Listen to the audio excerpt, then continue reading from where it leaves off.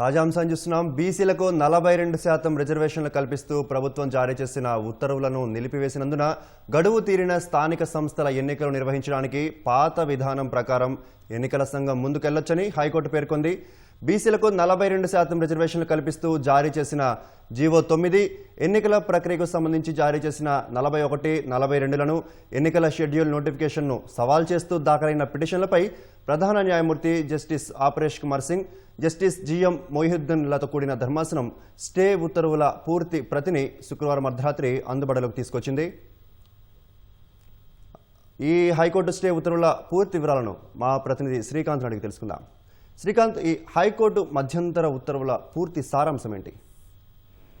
స్థానిక సంస్థల ఎన్నికల సందర్భంగా ప్రభుత్వం బీసీలకు రిజర్వేషన్ 42% రిజర్వేషన్ కల్పిస్తూ జీవో 9 జారీ చేసింది. ఆ తర్వాత తదనంతర ప్రక్రియ కోసం 41, 42 జీవోలను కూడా జారీ చేసింది. ఈ జీవోలను సవాల్ చేసి దాఖలైన పిటిషన్లపై 2 రోజుల పాటు విచారణ చేపట్టిన హైకోర్టు సీజే ధర్మాసనం వాటిపైన స్టే ఇస్తూ మధ్యంతర ఉత్తర్వులు జారీ చేసింది. దానికి సంబంధించిన తీర్పు కాపీలను అందుబాటులోకి తీసుకొచ్చింది. దాని ప్రకారం ఎన్నికలపైన మేము స్టే అంటే ప్రధానంగా ప్రభుత్వం వాదన వినిపించే సందర్భంలో ఇప్పటికే స్థానిక సంస్థల ఎన్నికలకు సంబంధించి రాష్ట్ర ఎన్నికల సంఘం నోటిఫికేషన్ విడుదల చేసింది కాబట్టి కోర్టులు అందులో జోక్యం చేసుకోరాదని చెప్పి కూడా ప్రభుత్వం తరఫున న్యాయవాది వాదన వినిపించారు. అడ్వకేట్ జనరల్ తో పాటు అభిషేక్ సింగ్ వాదన వినిపించారు. అయితే హైకోర్టు ఈ సందర్భంగా ఉత్తర్వుల్లో పేర్కొంటే ఎన్నికల ప్రక్రియలో మేము ఎలాంటి జోక్యం చేసుకోవడం లేదు, ఇంకా అయితే ప్రభుత్వం జారీ చేసిన జీవో 9, 41, 42 మాత్రం నిలిపివేస్తున్నాం. పాత విధానంలోనే ఎన్నికలకు వెళ్ళొచ్చు.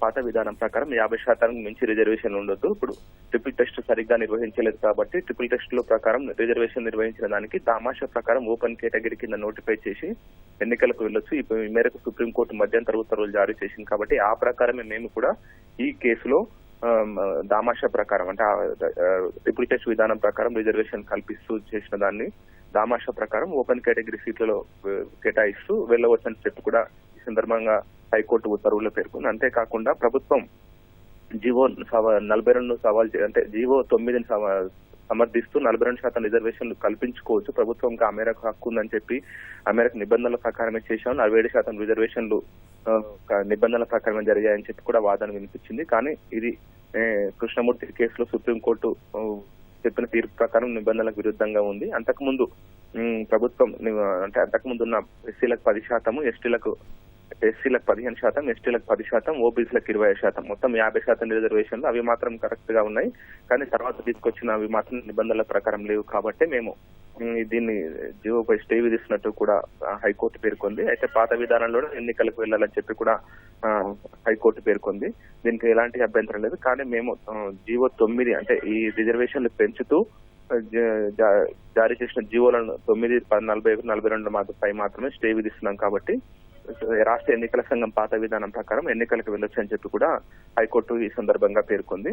అయితే దీనిపైన 6 వారాల తర్వాత విచారణ స్వీకరించనుంది. ఎందుకంటే 4 వారాలు ప్రభుత్వానికి కౌంటర్ దాఖలు చేయడానికి, ఆ తర్వాత 2 వారాలకు రిప్లై కౌంటర్ దాఖలు చేయడానికి కూడా గడువు ఇచ్చింది. 6 వారాల తర్వాత దీనిపై మరోసారి హైకోర్టు విచారణ చేపట్టే అవకాశం ఉంది. ధన్యవాదాలు శ్రీకాంత్.